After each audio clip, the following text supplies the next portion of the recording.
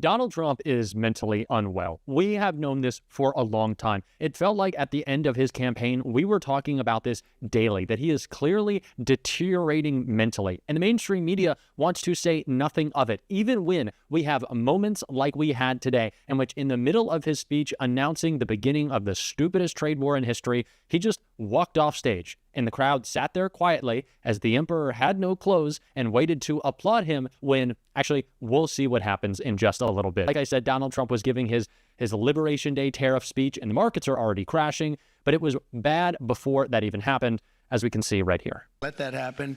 We truly can be very wealthy. We can be so much wealthier than any country. It's not even believable, but we're getting smart. Nearly a century later, in the face of unrelenting economic warfare, the United States can no longer continue with a policy of unilateral economic surrender. We cannot pay the deficits of Canada, Mexico, and so many other countries. We used to do it. We can't do it anymore. We take care of countries all over the world. We pay for their military. We pay for everything they have to pay. And then when you want to cut back a little bit, they get upset that you're not taking care of them any longer. But we have to take care of our people, and we're going to take care of our people first. And I'm sorry. He just sounds stupid. Tariffs are Donald Trump's obsession because it is something he can say without having to understand and without having to care about the consequences. Because Donald Trump doesn't. He doesn't care if the market tanks. He doesn't care if he devalues the dollar. He doesn't care if you pay more for your car, for your gas, for your groceries, for your rent, for your house. Donald Trump does not care. As long as he can pretend to be a big tough guy, as long as he can be a bully to hide all of those insecurities inside of him, he is totally fine. Totally fine embarrassing himself and looking stupid, by the way, which is exactly what happened when he tried to read his chart of tariffs. Take a look. Big charts because it had no chance of standing. Fortunately, we came armed with a little smaller chart. So it's 67%, so we're going to be charging a discounted reciprocal tariff of 34%. I think, in other words, they charge us, we charge them less. So how can anybody be upset? They will be, because we never charge anybody anything, but now we're going to charge. European Union, they're very tough, very, very tough traders. You know, you think of European Union, very friendly. They rip us off. It's so sad to see. It's so pathetic.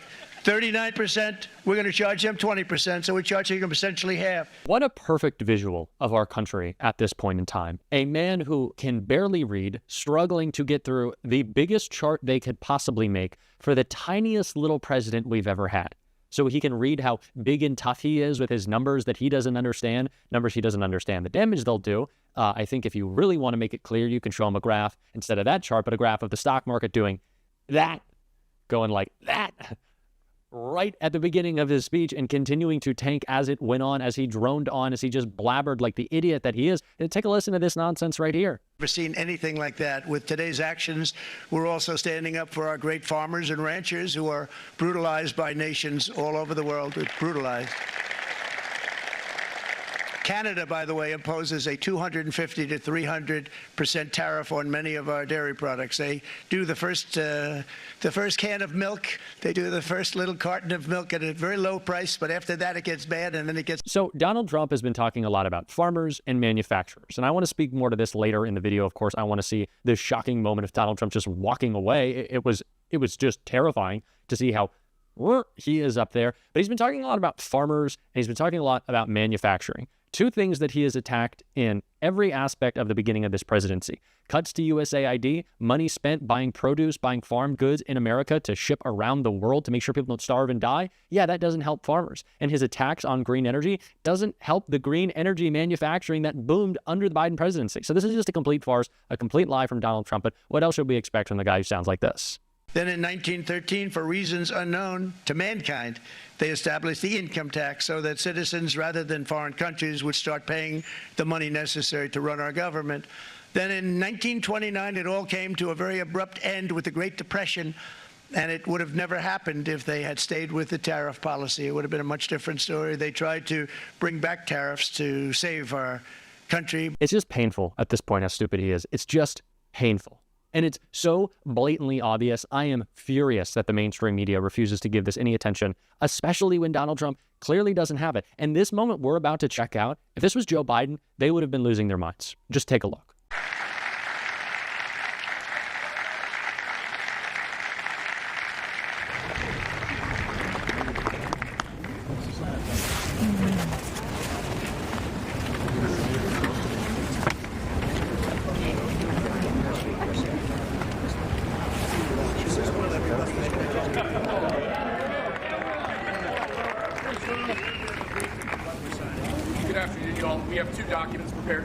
signature today. One closes what's referred to as the de minimis loophole. So Donald Trump finishes a speech about the executive orders he's going to sign on his tariffs, right? He's got the executive orders sitting right next to him. He's got his big chart, and in the table right next to him, it's why all those people are there. He's got his executive orders. This has been done a million times in the Rose Garden. What does Donald Trump do? He finishes his speech, he walks away because he can't remember why he's there. All he knows is that he likes to get up in front of his crowd. He likes to complain. He likes to whine. He likes to shout about tariffs, but he doesn't understand anything else. He had to be guided back up onto the stage. I'm surprised someone didn't have to hold his hand while he signed them. Donald Trump talks all the time about auto pen, but what about auto get you to the location in which you're signing your dumb executive orders? This is absolutely insane. The guy doesn't know where he is in space. This is not someone on his best day 20, 30, 40 years ago who was bright enough to hold this office. But now it is a national security threat. We already see the dumbest administration, and I'm sorry, I just have to use that word. It's as blunt and as real as we can get. They're just dumb in history, with more reporting about Mike Waltz using 20 plus Signal group chats to share government secrets on unsecure servers. This is absurdity every day. We have people who are compromised just based on their own ignorance, and we have Donald Trump who would have been compromised from the start, but now with his deteriorating brain, it gets worse every single day. And you have these people taking advantage of him as in the White House. We think Elon Musk is the only co-president, the only shadow president. Steve Miller is as well. I guarantee you that much. That is scary, especially when we know what these guys want to do and who they don't care about. And I talked about farmers earlier. Someone who ripped Donald Trump to shreds on this argument he's trying to make about supporting farmers, a complete farce, was Jim McGovern in this clip right here. Mr. Chairman, the state of the rural economy in this country is declining by the minute. Because Donald Trump has decided to let Elon Musk put billionaires first and America last. I mean, come on. Tariffs against our closest allies and ag trading partners, gutting science programs while bird flu rips through poultry and livestock, freezing money that has been promised to farmers for ongoing projects. Do my colleagues really think these are good for rural America? Trying to illegally purge the career staff at USDA, who we all know try to help rural communities. Demagoguing programs that provide a legal immigrant workforce for our farmers, destroying global food aid programs that our farmers rely on every day to sell what they grow and produce. These things are not America first. These are policies of people who do not care about rural America at all. So let me just say this as clearly as I can, Mr. Chairman. The rural economy of this country is in big trouble unless things change. Now let me make this as simple as I can for people. USAID purchases $2 billion, that's billion with a B, worth of U.S. commodities every year. Grown by who? Grown by American farmers. That's soybeans, rice, wheat, sorghum, the vast majority of which are grown not in my district, but in your districts, in red states, in many of your districts. And then some weirdo named Elon, who's probably never set foot on a farm in his life, just decided to end it all, to eliminate entire markets for our commodity growers while prices are already low. And spare me the rebuttal of, quote, food aid was exempted from Elon's shutdown. That's BS. We are hearing from people on the front lines that is BS. Even the USAID Office of the Inspector General just said yesterday, and I quote, uncertainty about the scope of foreign assistance waivers and permissible communications with implementers has degraded USAID's ability to distribute and safeguard taxpayer-funded humanitarian assistance, end quote. So more than 475,000 metric tons of American food commodities valued at $450 million that were scheduled or in transit are now at risk of being wasted. And more than 29,000 metric tons of food commodities valued at $39 million are sitting on the floor of USAID warehouses in Houston.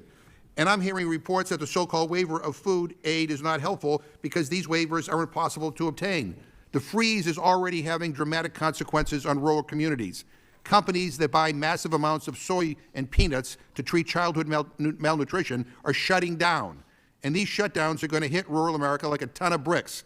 So I'm just saying to my Republican colleagues, is this what America first means to you? Sticking it to your own farmers by ripping the rug out from under them? Great job. I'm sure you'll go on TV talking about how great Trump is while he totally screws over the people we represent. So with that, I have a question for Mr. Weinzierl that I hope you can answer quickly. A simple yes or no is fine. If USAID is successfully dismantled and stops buying commodities for global food aid at over $2 billion, would that have a ripple effect on the farm economy, and do you think it would create uncertainty for our farmers? I do. I am not an expert in this area. There are a couple programs in USAID that I do see of value, which you mentioned. One, the commodities soy, and there's actually a corn-soy mix. I don't know if the amount there would be effective of the price, Right. but I think that's important. Right, but I mean, common sense tells you if, $2 billion is taken off the table, which is used to purchase farm commodities, who makes up that market? Let me just say one other thing, Mr. Chairman. We have 47 million people who are hungry in this country. And I had hoped that America First meant that we're going to try to feed them. And I guess I was wrong, because I hear that the Republican leadership is still pursuing $150 billion in cuts to SNAP. If you are someone who watches this show frequently, you always know that we are going to play some Jim McGovern, because he's just so spot on. Donald Trump does not care about the insecurity, the instability, just the chaos and the concern that he's creating in every market. Let's go back to the stock market. It is tanking. And what did we see Fox say the other day? They said, who was it? I can't even remember. They've all blended together in my mind. But Fox, their line was something along the lines of, in wartime, people came together. They dealt with a little economic hardship. They would build bombs in their house. This is coming from the same people who screamed and cried when we asked them politely to just throw on a mask if they were going to be walking around so people didn't die. That was the greatest infringement of their rights. But people have to lose their whole 401k, their retirement savings, because Donald Trump is an idiot who wants to wage a trade war.